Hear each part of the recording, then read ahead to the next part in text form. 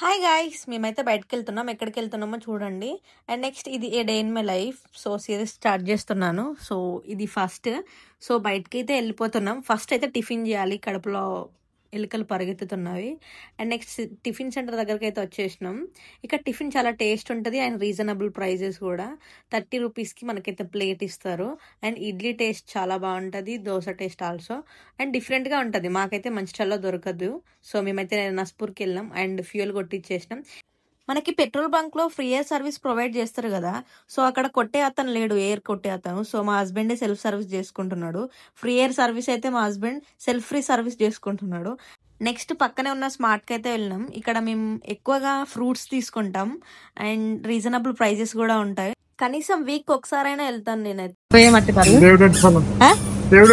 ఎందుకు దేవుడెట్టి పని? మా హస్బెండ్ అయితే అప్పుడప్పుడు ఇలాంటి జోక్స్ మాట్లాడుతూ ఉంటాడు అండ్ మేము తీసుకున్నాం చాలానే, చూడొచ్చు మీరు.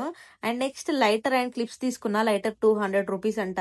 తర్వాత పక్కకు పెట్టేసినాను. వీక్లీ వన్స్ ఇంత బిల్ అవుతుంది మనకి. సో అది కామనే, బట్ మీకు చూపిస్తున్నాను. ఇంకొక విషయం ఏంటంటే రోడ్ల పైకి ఆవులు చాలా వస్తున్నాయి. అవి ఎక్కడి నుంచి వస్తున్నాయి నాకు తెలియదు, మీకు తెలిస్తే కమెంట్ చేయండి. అండ్ మీరు రోడ్ల పైన వెళ్ళేటప్పుడు వర్షాకాలం నైట్ లో కొంచెం జాగ్రత్తగా చూసుకుంటూ వెళ్ళండి. వాటికి తెలియదు కదా. అండ్ నెక్స్ట్ పోలీస్ వాళ్ళు అడ్డేస్తున్నారు, బట్ మనకేం భయం లేకుండా వెళ్ళిపోతున్నాం మనం. ఇది మెయిన్ అట్రాక్షన్ మంచిర్యాలకి. సో హనుమాన్ స్టాచ్యూ చాలా బాగుంటది. ఒకప్పుడు రోడ్ల పైన పెద్ద పెద్ద సర్కిల్స్ ఉండే, బట్ వాటిని తీసేసినారు. చూడండి ఎంత పెద్ద సర్కిల్స్. వీటి వల్ల ఏం యూజ్ నన్ను అడిగితే ఏం లేదు.